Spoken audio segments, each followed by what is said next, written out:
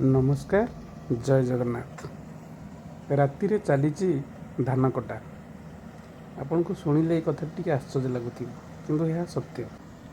आमर गोटे एकर जमी जो थे कि धान काटापी लेबर मिलू ना तेणु मो मन में गोटे आइडिया आसला टेक्नोलोजी तो जुग आम टेक्नोलोजी को यूज करवा।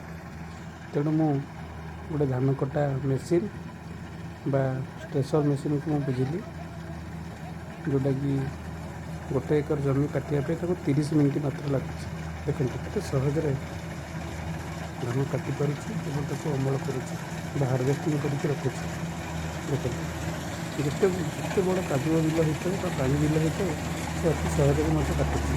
जो मूल्य 10 जन 2 दिन 3 दिन लगे घर को अमल कर धान अणाजी बेंगला कर प्रेसर बेंगला कर जो समय लगुच से एकाथर के आप काटुची सहित पूरा हार्वेस्टिंग करके रोचे आपको किसी करने पड़े। देखो केते सहज काटुची। देखो धान तैयारी देखो छिड़ा होबे देखिए पूरा क्लीन कौटी गोटे भी धान ना पूरा क्लीन धान काटिक अमल कर सहज।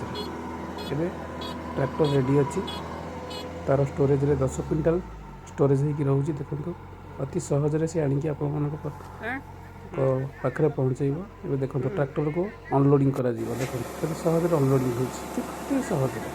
आप चाहिए आपंकर ये टेक्नोलोजी जुगरे टेक्नोलोजी को यूज कर समय को अपचय न कर ठीक समय ठीक कम करेंगे और आपंकर अति सहज सब करेंगे। देखो केते सहज होती। आपको ये भिडियोटी भल लगे आप निश्चिंत लाइक और सब्सक्राइब करेंगे। देखो केते सहज होती और घरे आसिक धान पहुँची पार समय अपचय होनी टाइम मैनेजमेंट ये है टेक्नोलोजी यूज है जहाँद्वारा कि आप बड़ बड़ काम अति सहज कर।